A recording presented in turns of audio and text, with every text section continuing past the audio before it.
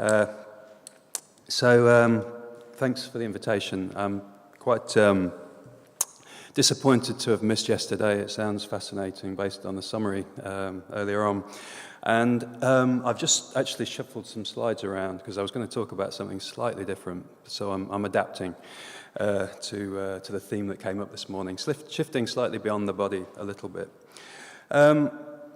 I'm going to talk a little bit about our approach to technology. I've worked with Jimmy Loiseau, another designer, for a number of years, and our work really is about exploring technology through design. And there are for me, two main problems that come up when we think about technology or our current approach to technology. This is a painting from 1857. It's 19 of the leading American scientists of the day. And the painting was commissioned to basically depict these people who had altered the course of contemporary civilization, men of progress.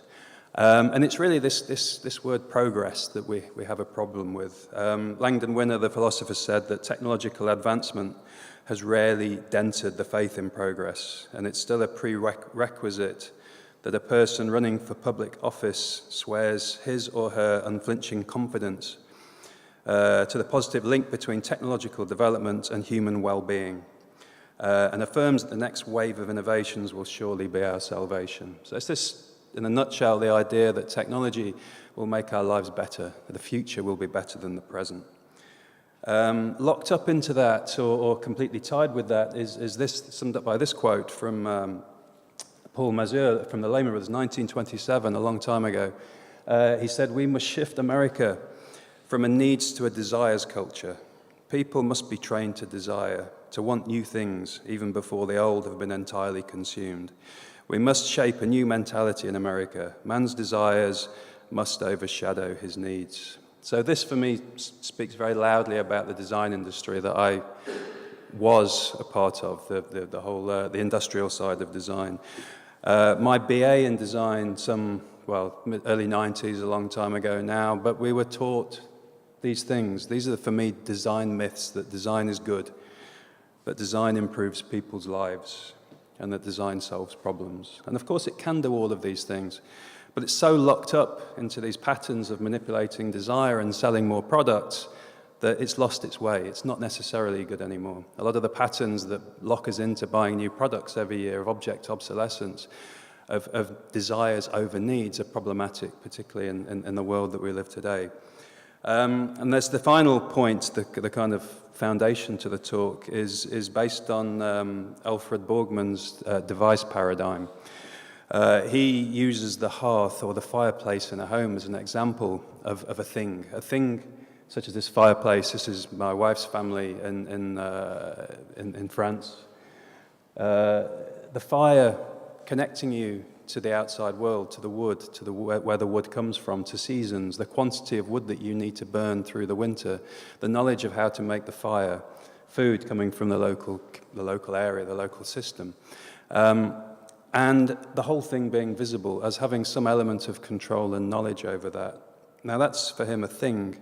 The device, he talks about the central heating system, where all of this stuff becomes background, it becomes invisible, controlled by other systems, by other companies, by corporations or whatever. And we lose touch with it. As designers, we're often now so focused on the end product, whether it be a telephone, the Nest object in the home that actually automates central heating systems, another layer of invisibility, that the whole of the background world, the systems in which we operate, whether they're natural, technological, or whatever, are unfathomable and invisible. We lose touch with that. For us, this is really the starting point of the world, of the work. Finally summed up by this from Jean Baudrillard. He said, "When something becomes automatic, its function is fulfilled, but also hermetically sealed. Automatism amounts to a closing off, a sort of functional self-sufficiency which exiles man to the irresponsibility of a mere spectator." I think our job is to stop people being spectators and to find ways of using technology and using design to re-engage with the world as participants. So very quickly, there are two approaches that we've been working on.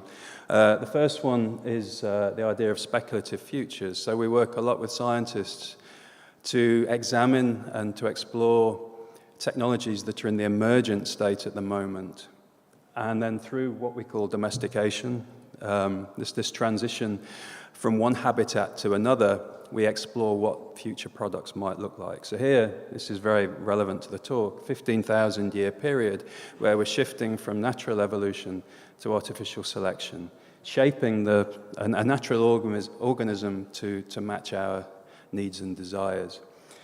This is the analogy played out with the computer. A much shorter time frame, obviously the control levels and the knowledge is much improved in 15,000 years, but we can see how the artifact on the right has been shaped in terms of form, in terms of interaction, and in terms of function to be useful in our everyday lives.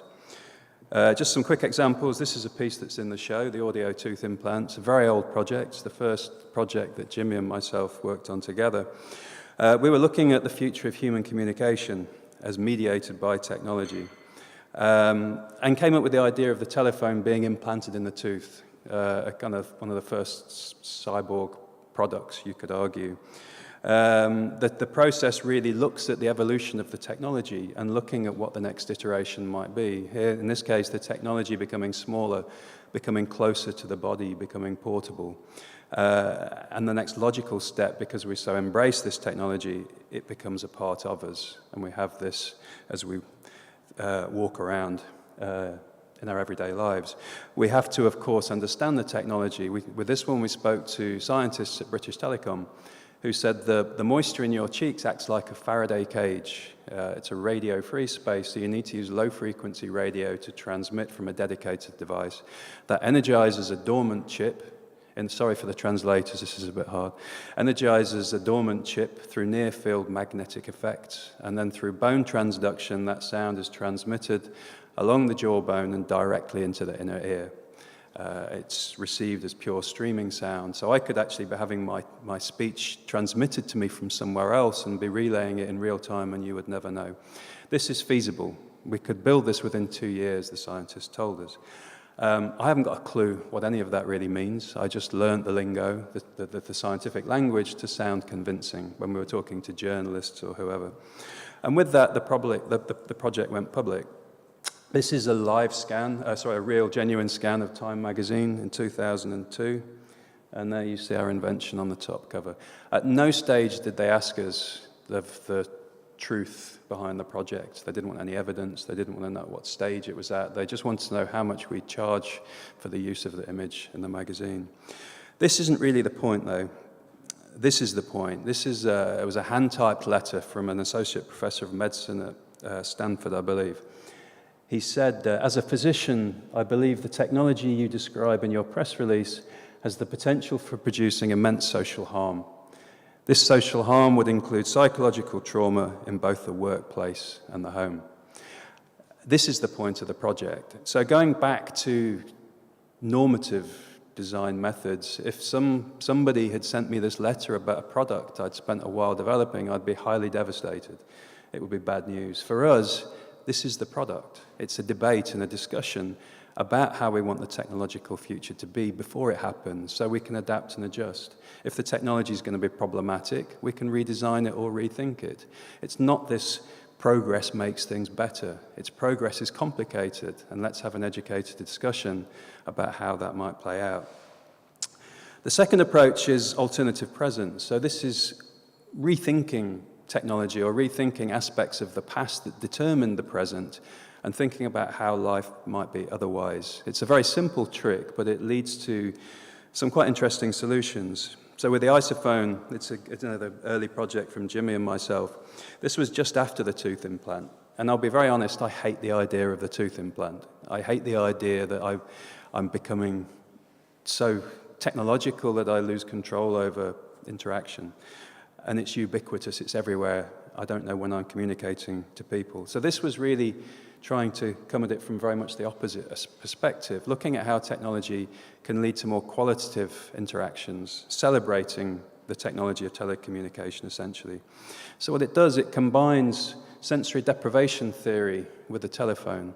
This is the first version. You're floating in a body of water. That ideally, and in the second iteration, the water is heated to body temperature, so you lose the sense of touch. The body boundaries just disappear into the water. The helmet's opaque, so you can't see anything. It's acoustically padded. You can't hear anything coming in from the outside world. The only thing that's arriving in your brain, the only sensory apparatus that are operating is the sense of hearing, bringing in somebody's voice from somewhere else in the world. So it provides a place where there's total focus on the experience.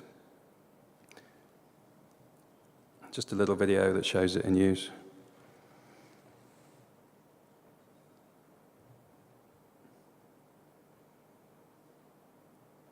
Don't know how the sound's going to be.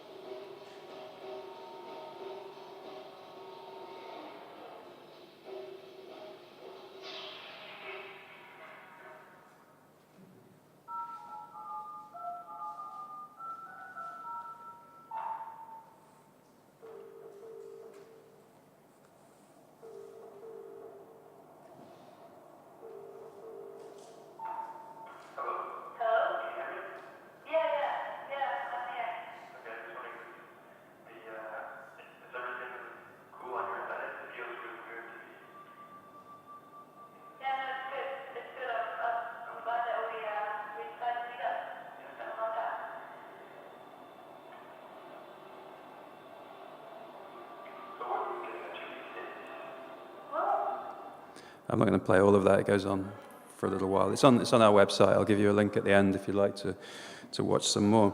But this is the idea that shifting away from efficiency, which seems to be the most common motivation for developing technology, make our lives more efficient, make it easier.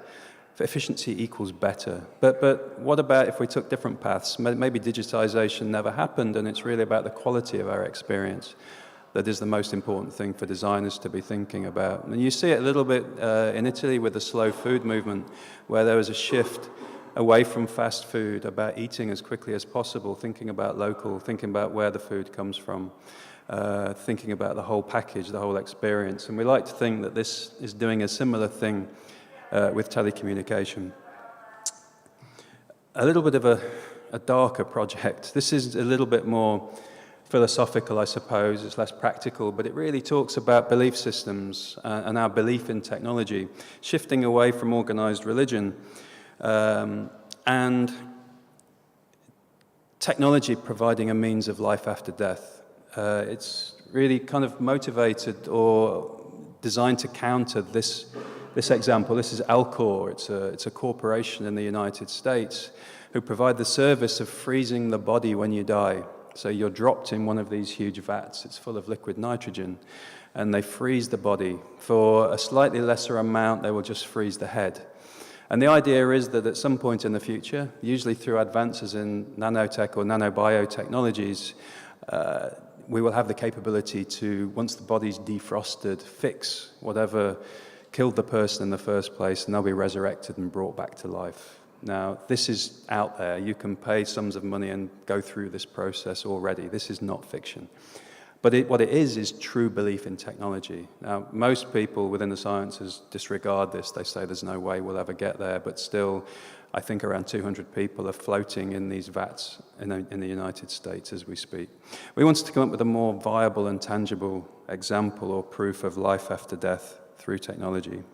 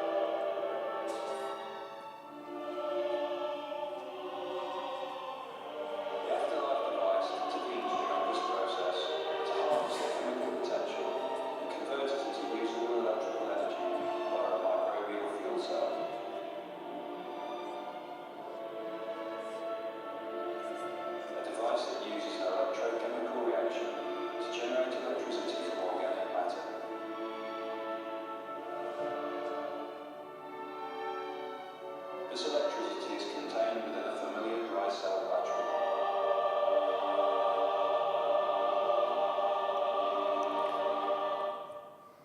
Right. Again, this is really doable. We could do this tomorrow if it weren't for the legal problems that we might run into. But this is the point, is the battery. We showed this in New York a few years ago, and we had a coffin. We made a life-size model of the coffin with the fuel cell underneath, and people were pretty horrified. They were really thinking about the gruesome processes, the things that happen to our body after we die, and not really focusing on the tangible output. So when we showed the project again a couple of years later, we took the coffin away and had 20 proposals of what people would do with their battery. Because here you have this tangible expression turning into something that represents the life of the person who's passed away. The battery only lives for a short period of time. It interacts or it powers some electronic or electrical product. What kind of product would you choose? So I've just got a couple of examples of things that people chose to use. This is Mike Michaels. He's a professor of sociology. He said, these are his words, "I'd like my afterlife battery to power a circuit that makes the TV remote control select very occasionally, automatically and unpredictably, a channel showing a nature documentary. The channel cannot be changed for the duration of the program, and the television can only be turned off at the mains." So he's thinking about his normal family life in front of the TV, where the rest of the family perhaps want to watch a soap opera or a film. He loves nature documentaries. Maybe he wins, maybe he doesn't. But after he passes away, the remote control becomes essentially his presence. And every time the channel is changed, people will be thinking about him. It becomes very powerful for me, just what that energy after his own energy living on after he dies can do. This is my own version. It's a helium-filled balloon with a camera underneath and then a remote sender. These are my words. "My family and friends are standing on the beach of Saint-Pierre, Loc-Mariaquer, Bretagne, northern France. The sun has just risen to reveal a flawless blue sky, and there isn't a breath of wind. My son fills the balloon with helium and seals it with the camera attachment. He plugs in my 9-volt afterlife battery and checks the wireless signal. My daughter connects the receiver to the recorder and ensures that the camera is sending a clear picture. She presses record. He lets go of the balloon, and it's my final journey. The balloon rises, capturing the moving image of those closest to me waving goodbye. Eventually the signal breaks and the picture turns to white noise." So they have this memorial artifact, this short video footage of my battery drifting off into the clouds on the beach where we spend our summer holidays. It's a bit romantic, but I'd be very happy to go like that with my battery. Right, very, very quickly, this is the project I introduced. I wasn't going to talk about this because it really doesn't talk so much about the body. It talks really about much bigger systems. So coming back to what I was saying about Alfred Borgman, we're really trying to rethink the systems in which human beings operate. So it's about energy. We're really trying to rethink energy infrastructure on the island of Madeira. I moved there 1 year ago from London. And if I'm being very honest, I like the arguments that I've been making. I love the philosophical discourse about the role of technology. But so much of the work we were doing would just end up in a gallery. And I've got nothing against galleries and shows such as your own. They're fantastic. But I had to question for myself, is what impact does this work actually have? And how could I use design to actually have more of an impact outside of education and outside of the gallery space? So this was an opportunity, moving to Madeira, to really explore that. This is how the world is at the moment. You have these massive power generating stations on the peripheries of cities, usually owned by either states or large corporations. There's a grid system radial network that distributes that energy outwards from the source to people in their communities, and this is how we experience that energy, through power sockets in the home. As a designer, this is an enormous constraint. Every single person who develops an electrical or electronic product at the moment has to have one of these on the end. That's how 99.9% of products consume energy, and it's all invisible. That energy is completely taken for granted. What we're doing with this project is really thinking about the local. So Madeira is this very, very unusual place. It's volcanic. It rises straight out of the middle of the Atlantic, and the highest point is about 1.8 kilometers high. So there's lots and lots of verticality. There's also a lot of sunshine. So solar PVs are really being pushed throughout the country. But the problem is these things are being introduced in a top-down way. So we're having to fit these into the existing grid system. And they tried to introduce these to people in their homes on an individual community level, but the grid system wouldn't buy back energy for the appropriate price. So essentially they're redundant. So what we're doing is really looking at the locality, local expertise, local knowledge, local materials, and the local landscape.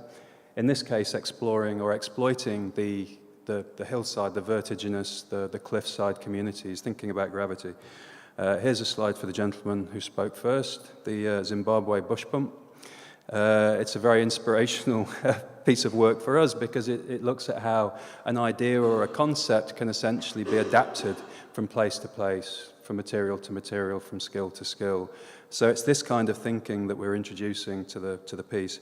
What we're doing as a way of solving the solar PV reliance on the grid system is developing gravity batteries, but using locally found components. This is an alternator from a car that we're testing to see what kind of spin speed and what kind of power we can generate from that.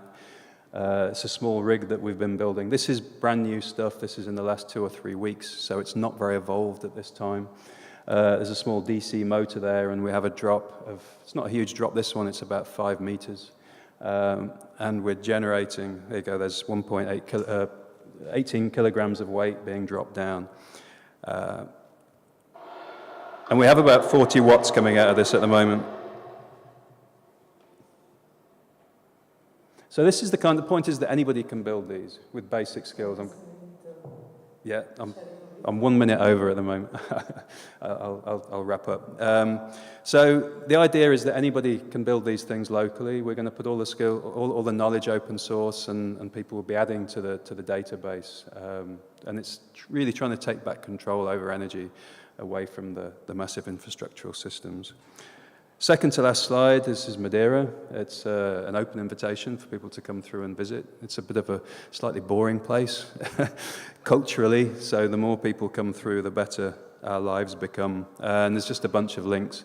Crap Futures is a blog that I've been writing for the last year, and a lot of the things I've been talking about are documented and listed there. And Jimmy's and myself's website there with some of the older projects documented.